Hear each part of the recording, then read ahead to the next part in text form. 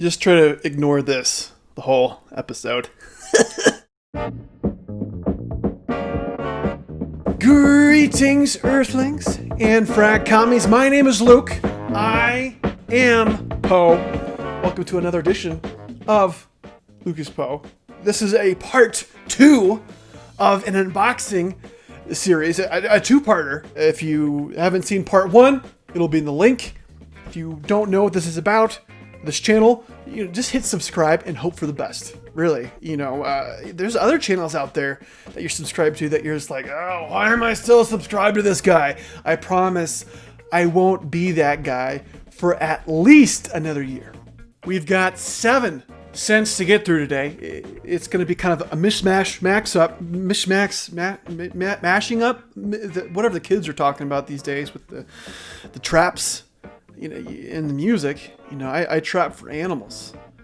That would not make a pretty song. We've got a little bit of Parfum de Marley. We've got a little bit of Zoologists. We've got a little bit of some Byron. So if you're know Byron, or you're just a fan of the name Byron in general, stick around, don't touch that dial. The first couple fragrances we're going to be trying, and these are my initial impressions. I've never smelled them before. These are my instant reactions, sort of. I mean, there's editing, for time. Parfum de Marley Leighton Exclusive. Wait, Parfum de Marley is French, right? So it's not, we can't do the Italian bit. Everyone loves the Italian bit. It's a crowd pleaser. So if I imagine I'm a French parfumier, I have to be constantly smoking and somewhat pissed off. Leighton Exclusive. Oh. I get vanilla and coffee right off the top. Big fan of the coffee scents as well as vanilla, so that might be why those notes are jumping out at me. Wood, coffee, vanilla. Really liking this one so far. It doesn't remind me a whole lot of the original Leighton, at least on paper. But it is a darker scent. That's kind of what I naturally gravitate towards. Just from first impressions, again, haven't worn this on my skin, haven't really tried this out. Just based on the first impression, I really like this one a lot more than Leighton. The next one is Parfums de Marley Callan, or Kalan, or Calan, or Kalan. I mean, there's lots of different ways we could go with this, and this is a strange bit, so we're moving on. Oh boy, that is spicy. A sweet spicy.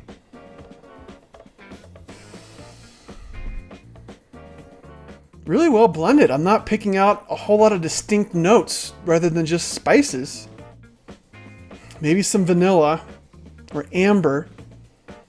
Tonka maybe.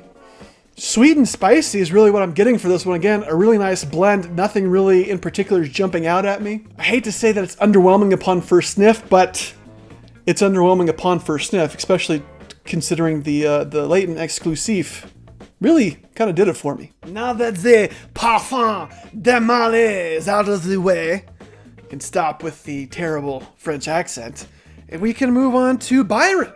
I don't know who Byron is. I knew a Byron in college, and the guy loved to wear hoodies. Fun fact. This one is called Oud Bourbon. I want to go ahead and guess that Chris sent me this because I know he's a big bourbon fan. I am a big bourbon fan as well. That's really why I want to go visit Kentucky. I mean, Hills is cool or whatever, but I mean, Chris has like bourbon and swords, and I can't think of a better party than bourbon and swords. Oof. Whoa. I'm getting like a hairspray tinge just from wafting it. I definitely get that bourbon. Not really getting a whole lot of oud. Again, this is on paper. But when I first sprayed the strip, though, I mean it was projecting hard. Hard. I mean, there's something in the base besides the bourbon, and I can't really pick up on it. I almost want to spray this on another test strip because it feels like it's fading quickly on paper, but over here where I sniffed it, I can still smell it.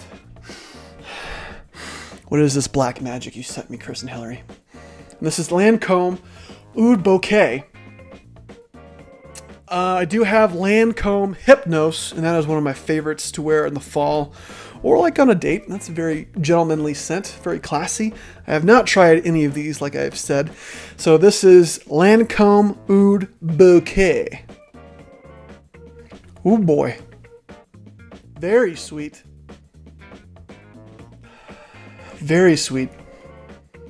Definitely picking up the oud with that one as well. Whew. So this is gourmand sweet to the max. I mean, I don't know what that means. It's really nice. I'm not a big gourmand fan or a big fan of the sickly sweet scents. I wouldn't say this is sickly sweet, but it's definitely syrupy sweet. But it really pairs nice with that oud. It almost kind of reminds me of the vanilla oud combination in 24 Gold. But this one's a lot better quality oud, a lot better blended. And the last three are from Zoologist. We've got Tyrannosaurus Rex and Hyrax. Now, these two carded samples do have the notes. The B does not. So I guess we'll do the B first, and then we'll finish up with the carded stuff. Hoofda. Should not have done 3 sprays. That was like 2.5 sprays too much. Hoofed.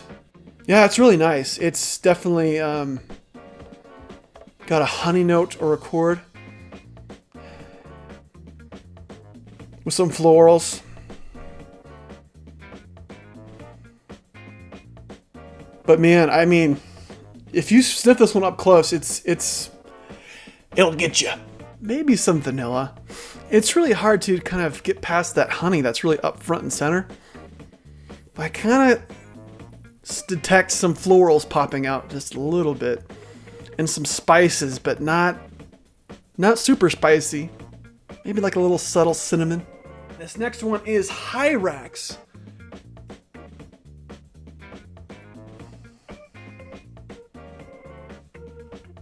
I'm really kind of at a loss for notes with this one. This one's confusing me. Okay.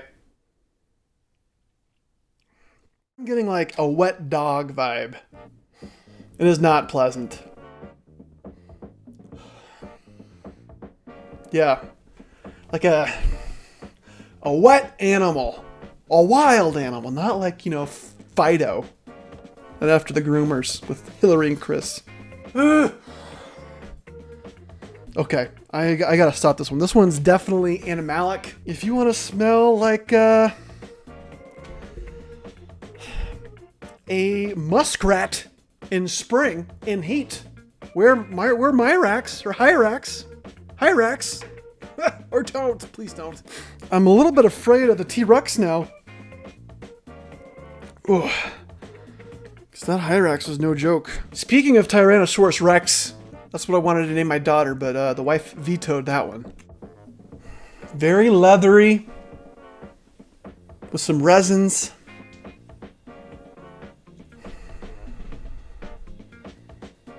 Definitely picking up that pine or fir note. Green, leathery, dry, with some incense, probably that frankincense. Not really a whole lot of sweetness from the vanilla so far. This might be my favorite that I've smelled today, though. It's definitely a dry, woody, masculine, leathery type of scent. But it's not going to be nowhere near the Hyrax in terms of wearability. This one, I think, wouldn't necessarily be a crowd pleaser or a compliment puller, but this would be something that's definitely handsome. That will wrap things up for me today, Frag Commies. Thank you for sticking with me through all these first impressions. And thank you to Chris and Hillary once again for sending me the loot. Give me the loot. Shout out Cannoli Mafia. If you guys try Hyrax, just know I will not be in a 3-mile radius of you. And that is a perfectly fine sentiment to say. It's nothing personal, but at the same time, it's very personal because you chose to wear that scent on purpose.